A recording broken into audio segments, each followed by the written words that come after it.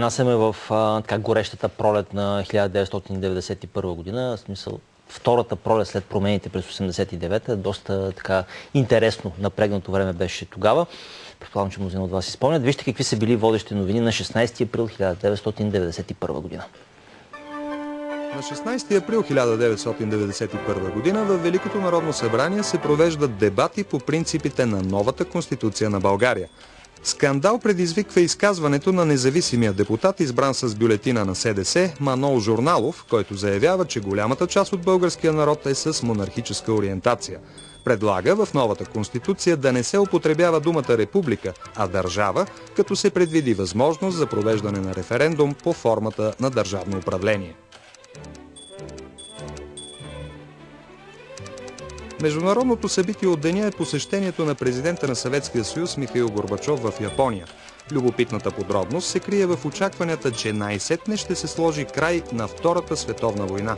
Между двете страни няма сключен мирен договор. Причината е в териториален спор. В последните дни на войната Червената армия окупира 4 от Курилските острови. Основанието на Съветския съюз е, че на Ялтенската конференция през 1945 година Рузвелт, Чърчил и Сталин стигат до решение Съветския съюз да влезе във война с Япония, срещу което да получи Южен Сахалин и Курилските острови. В програмата на посещението на реформатора Горбачов в Япония изрично е записано обсъждане на проблема с Курилите и мирния договор.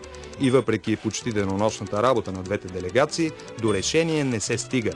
Въпреки желанието за намиране на общ език в интерес на развитието на икономическите им отношения, и двете страни не отстъпват от позициите си, които очевидно са непримирими. Според Япония, за да се подпише мирен договор, трябва да се реши проблемът с Курилските острови, а според Русия трябва да се следва двустранната декларация от 1956 година, според която териториалните спорове ще се разискват след подписване на мирен договор. Проблемът не е решен и до днес. Връщането на 4-те спорни острова, според Русия, може да се превърне в опасен прецедент, който да ревизира резултатите от Втората световна война, така че и други победени държави да поискат връщане на техни бивши територии.